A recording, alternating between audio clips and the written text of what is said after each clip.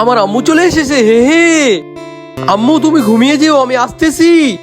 আব্বু আজকে আমাদের সাথে ঘুমাও না প্লিজ। রিমি কেন দুষ্টামি করছো, চলো ঘুমাইবা। কার্টুনে তোরা সবাই একসাথে ঘুমায়, আমরা কেন ঘুমাই না?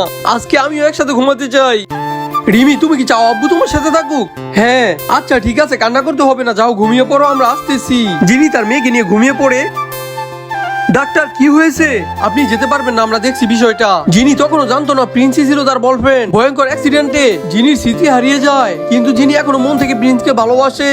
আব্বু আব্বু আমরা কোথায় যাচ্ছি? অনেক বড় একটা জায়গায়, গেলেই দেখতে পারবা। ওয়াও মাকে অনেক সুন্দর লাগতেছে, একদম পরীর মতো। আব্বু খাবার দাও, খিদা লাগছে। ম্যাডাম এগুলোর মধ্যে আপনি কোনটা পরবেন পছন্দ করেন প্লিজ? এটা এক্ষুনি পরিয়ে দিচ্ছি, এটা আমার ড্রেসের সাথে খুব মানাইছে। চলো আমি রেডি। আরে আরে এদিকে প্রিন্স আর চলে আইতাছে। প্রিন্স যখন গাড়ি থেকে নামে সবাই আগ্রহ করে তাকিয়ে থাকে তার বউকে দেখার জন্য।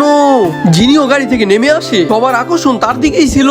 হাই এভরিওয়ান, অনেক বুঝে শুনে কথা বলো প্রিন্স। ওরা কিন্তু তিলকে তাল বানায়, তুমি চিন্তা করো না, বুঝতে পারছি। আরে দাঁড়াও, তাড়াতাড়ি চলে গেল, মিডিয়া এটা নিয়ে কথা তুলবো। Thank you guys, thank you. এখন যাই। গল্পটি ভালো লাগলে লাইক, সাবস্ক্রাইব, কমেন্টে পার্ট 2।